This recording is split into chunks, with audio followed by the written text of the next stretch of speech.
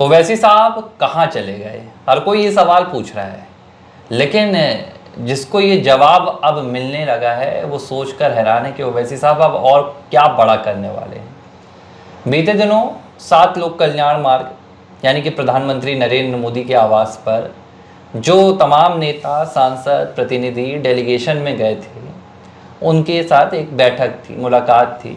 और इस मुलाकात में तय हुआ था कि जो तमाम सांसद हैं, नेता हैं, वो प्रधानमंत्री नरेंद्र मोदी से वापस आकर बताएंगे कि क्या रिव्यू रहा, कैसा रिस्पांस मिला पाकिस्तान के खिलाफ जो दुनिया भर के देशों में बातचीत हुई थी। अब इस बैठक से असद उद्दीन ओवैसी साहब नज़ारत रहे। चर्चा शुरू हो गई, ओवैसी साहब कहाँ गए। हमने भी खूब खबर खोज निकालने की कोशिश की। एक औपचारिक खबर भी आई जिसमें कहा गया कि ओवैसी साहब दुबई में हैं, किसी दोस्त की अचानक तबीयत खराब हो गई, पारिवारिक मित्र की, तो उन्हें जाना पड़ा। संतुष्टि हो नहीं रही थी, लग नहीं रहा था कि वाकई में ये कारण होगा। अब चर्चा निकलकर सामने आ रही है कि दरअसल जिस लिहाज से असद उद्दीन ओवैसी साहब ने पाकिस्तान के खिलाफ हंगामा मचाया है, पाकिस्तान को नापाक, पाकिस्तान के इरादों को दुनिया के सामने खोला है, खासकर उसके मजहबी मिशन को जो मुस्लिम देश हैं वहाँ जाकर बेनकाब किया है। इसके बाद ओवैसी साहब को एक बड़ा सीक्रेट मिशन दे दिया गया है। ये मिशन प्रधानमंत्री ने दिया है, ये मिशन अमित शाह ने दिया है। इसे लेकर अभी थोड़ी सी बातें चल रही हैं, लेकिन मिशन मिल गया है। तय हुआ है कि ओवैसी साहब जिस लिहाज से पाकिस्तान के खिलाफ ऑपरेशन सिंदूर में बोलते आए हैं, दुनिया भर के तमाम देशों में पाकिस्तान को जाकर बेनकाब कर रहे हैं, उसमें जो FATF का मसला है यानी कि फाइनेंशियल एक्शन टास्क फोर्स का, उसे लेकर खास तौर पर ओवैसी को ये जिम्मेदारी दी गई है कि आप इस पर काम कीजिए, आप जाइए लगातार। ये तो आप प्रतिनिधिमंडल में गए थे तो दुनिया भर की निगाहें भी थी, लेकिन आप सीक्रेटली जाइए, आप UAE जाइए, आप फिर से जाइए, बहरीन जाइए, कुवैत जाइए, सऊदी जाइए, और जो तमाम मुस्लिम देश हैं वहाँ भी जाइए। और जिस लिहाज से आप ये प्रतिनिधिमंडल में बैठकर आप पाकिस्तान को बेनकाब कर रहे थे, आप व्यक्तिगत तौर पर भी कीजिए। और मुझे लग रहा है कि ओवैसी साहब ने इसकी शुरुआत दुबई से कर दी है। नहीं, आप ठीक बोल रहे हैं, ये इसमें कोई आश्चर्यचकित वाली खबर भी नहीं है, क्योंकि जिस तरह से वो काम कर रहे थे और जिस तरह से वो देश के लिए खड़े हुए थे, अगर मुझे नहीं पता है कि अमित शाह ने निर्णय लिया है, प्रधानमंत्री जी ने निर्णय लिया है, किसने निर्णय लिया है, किस तरह से ये मिशन होगा, क्या इसका टास्क होगा और किस तरह से आगे बढ़ेंगे, ये इसका मसौदा मुझे नहीं पता है। और मुझे ऐसा नहीं लगता है कि इस मसौदे को बीजेपी खासकर जग जाहिर करेगी, मुझे नहीं लगता है। लेकिन ये मैं कह सकता हूँ कि ये मिशन जो है, ये मिशन पे सच्चाई मुझे ज़रूर महसूस होती है, क्योंकि इसकी आज ज़रूरत है। आपने कहा ना कि एक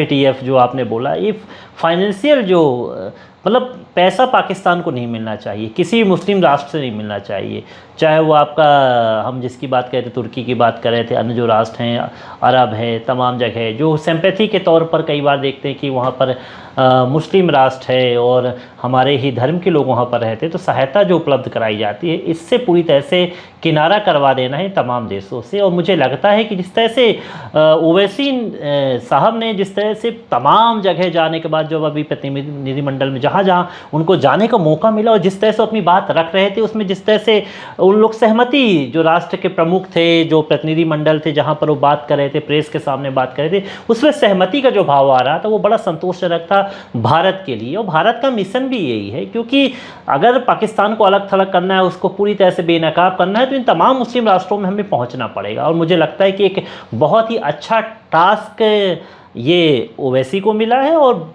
बहुत अच्छा जो क्रम, अगर भारत सरकार ऐसा कर रही है, हमें नहीं चाहिए कि आप जग जाहिर करें कि आप ओवैसी से क्या काम करें, वो निजी तौर पर जा रहे हैं, अपरोक्ष रूप पे जा रहे हैं, कैसे जा रहे हैं, हमें मतलब नहीं है। लेकिन वो जिस तरह से जाएंगे कुछ ना कुछ बेहतर करेंगे, क्योंकि हमने देखा कि जो इस तरह से व्यक्ति जा रहा है, देश के लिए काम कर रहा है, तो उसको कई ऐसे खुफिया मिशन भी होते हैं जिनको किया जाता है, तो प्राइवेट उनकी यात्रा है। क्योंकि देखिए, मुझे लगता है कि अब अभी ओवैसी ऐसे विदेश जाने में कोई उनको भी ज़रूरत थी नहीं कि जो जैसा कि वो भारत में ही ज़्यादा रहते थे, यहीं पर अपना ध्यान रखते थे, विदेशी उनके दौरे कम होते थे। लेकिन जैसे दुबई और कोई अभी 1 दिन 2 दिन 3 दिन हो गया, वहाँ से कुछ समझ में नहीं आ रहा अभी। हालांकि एयरफोर्स में जो वायु जो दुर्घटनाग्रस्त हुआ तो उसमें हालांकि उनका ट्वीट आया था, लेकिन और चीज़ें बिल्कुल पता नहीं चल पा रही हैं। हालांकि AIM के जो हम पोस्ट देख रहे हैं वो लगातार आ रहे हैं, लेकिन उसमें ओवैसी साहब की जो एक्टिविटी है खासकर भारत में नहीं दिखी, तो वो अब लौटे भी अभी नहीं है। तय हो गया है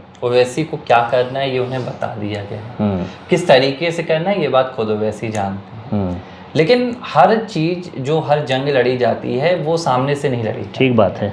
आपको किसी प्रकार की लोकप्रियता नहीं लूटनी है कि ओवैसी साहब आएँ और मंच पर आकर बता दें कि मुझे भारत सरकार ने ये जिम्मेदारी दी है जिम्मेदारी, और उस पर काम भी शुरू हो गया है।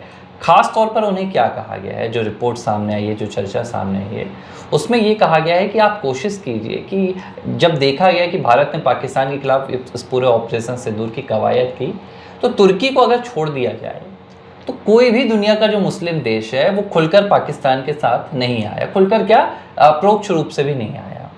ये तो तय है कि पाकिस्तान मुस्लिम देश होकर भी अलग थलग पड़ा हुआ है। तुर्की का अपना एक फ़ायदा है, मुनाफा है, वो वहाँ पाकिस्तान से देखता है। इस लीड को ओवैसी ने पकड़ा। उन्होंने दुनिया भर के इस देशों में जाकर देखा कि भाई जब पाकिस्तान के खिलाफ बोला गया तो उन्होंने कहा कि ऐसा नहीं था कि हमने जो कहा वो मान लिया गया, हमने बाकायदा सबूत रखे। उन्होंने बताया कि 26/11 में जब कसाब के जरिए जो ऑडियो रिकॉर्डिंग मिली थी वो हमने जाकर दिखाई कि कैसे वहाँ पर जन्नत का वास्ता दिया जा रहा था आतंकियों को, और कैसे भड़काया जा रहा था कि जाइए आप भारत में कत्लेआम कीजिए। तो जो मुस्लिम देश है वहाँ बताया गया कि पाकिस्तान का ही इस्लाम का दुरुपयोग कर रहा है, और जो इस्लाम का एक असल मायना होता है ना दुनिया में वो नहीं रख रहा है, बल्कि उसे बदनाम कर रहा है। तो जो मुस्लिम देश हैं वहाँ पर ये सच्चाई दिखाई जा रही है, और कुछ इसी तरह के टास्क ओवैसी आगे भी करेंगे जो उन्हें ये सीक्रेट मिशन दिया गया है। खबर ये भी आई थी एक कि जो दौरा था प्रधानमंत्री आवास का, वहाँ पर बाकायदा ओवैसी अपनी एक सीक्रेट मिशन की फाइल भी लेकर पहुँचने वाले थे, लेकिन फिर कुछ और तय हुआ और ओवैसी PM हाउस नहीं गए। उसमें ये कहा गया है, मुझे जैसा पता चला है कि जो तमाम राष्ट्र होंगे, जो मुस्लिम राष्ट्र होंगे, वहाँ जो धार्मिक आयोजन होंगे, जो मुस्लिम राष्ट्रों में जो धार्मिक आयोजन होंगे, तो स्वाभाविक सी बात है कि धार्मिक जो आयोजन होंगे मुस्लिमों के ही होंगे, तो उसमें शामिल होंगे तमाम जगह पर। और वो स्वयं भी वहाँ के जो मुस्लिम वर्ग के लोग हैं, जो प्रतिष्ठित वर्ग के लोग हैं, मस्जिदों के जो लोग हैं, वहाँ पर जाके इस बात को करेंगे और ये बताएंगे कि पाकिस्तान किस तरह से धर्म का उपयोग कर रहा था। जैसे हमने बताया था कि पाकिस्तान ने जो कुरान शरीफ की जो महत्वपूर्ण आयतें थे उनको शामिल कर लिया था, खासकर भारत पर हमला जो किया था उसमें जो आतंकवादियों को भेजा था, मतलब जो गलत काम, गलत मिशन के नाम पर गलत जो उपयोग किया, तो उसके बारे में ही बताया जाएगा, खासकर कि किस तरह से जो लोग हैं उनको, मतलब आप ये समझ लीजिए कि ये जो ऑपरेशन सिंदूर के जरिए जो डेलीगेशन भेजा गया था, PM ने एक बात की थी और उन्होंने कहा था कि ऑपरेशन सिंदूर अभी जारी है। इसी तरह इस डेलीगेशन में जो ओवैसी की जिम्मेदारी थी वो खत्म नहीं हुई है। ओवैसी की जिम्मेदारी लगातार जारी रहेगी और वो इसी तरह पाकिस्तान के खिलाफ एक के बाद एक बड़े हमले करते हैं। मुझे मालूम क्या लग रहा है इसमें, आप हमारे ओवैसी की बात करें, जो भारत के पक्ष में खड़ा था और जिस प्रतिनिधिमंडल का जो नेतृत्व कर रहे थे, उनके साथ जो लोग थे, तमाम चीज़ों का तो प्रधानमंत्री सबसे मुलाकात किए हैं, बस योगी से माफ़ कीजिएगा, ओवैसी से ही यहाँ पर मुलाकात नहीं हो पाई है। तो अभी तमाम दौरे होंगे, वापस आएंगे, और मुझे लगता है कि सार्वजनिक तौर पर इस तरह से मुलाकात होगी भी नहीं ओवैसी की प्रधानमंत्री से, क्योंकि इसमें सबसे ज़्यादा समझदार, सबसे ज़्यादा लोकप्रियता और सबसे ज़्यादा धज्जियाँ उड़ाने वाला जो कोई नेता जो इस प्रतिनिधिमंडल में गया था तो बैरिस्टर ओवैसी थे।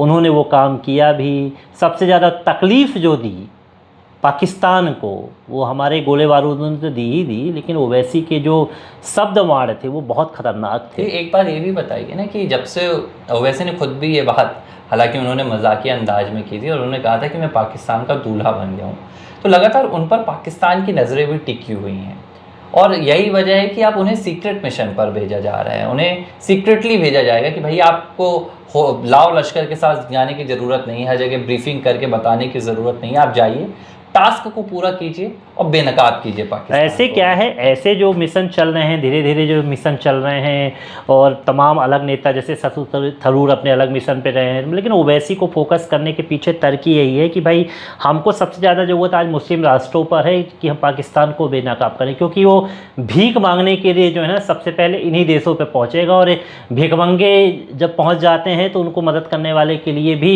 देश खड़े हो जाते हैं। जैसे तुर्की खड़ा हो गया था कि भीख मांगा तो दे दो भाई हमको कुछ ड्रोन वगैरह दे दो, वो ड्रोन लेके आ गया भीख मांग के। तो इस तरह से भिखारी देश जो है पाकिस्तान, उसको खाने पीने के लिए नहीं है, कुछ है नहीं, तो उसकी भीख मांगने जाएगा। और आपने कहा कि इनको फाइनेंशियल किसी तरह से सपोर्ट नहीं करना चाहिए। तो इस तरह से इन जो समृद्धशाली बनने की जो कोशिश करते हैं, मजबूत होने की जो कोशिश करते हैं, इनकी स्थिति बिल्कुल वैसी बनी की रहे, और आर्थिक रूप से कहते हैं कि कमज़ोर कर दो तो इनकी ताकत कमज़ोर हो जाती है। ये भी बहुत बड़ी नीति है। तो मुझे लगता है कि बिल्कुल सही मिशन ओवैसी को दिया गया है, सीक्रेट मिशन है, तमाम वो राष्ट्र में जाएंगे और भारत का डंका बजाएंगे और वो काम करके आएंगे कि पाकिस्तान बिल्कुल बेनकाब हो जाए।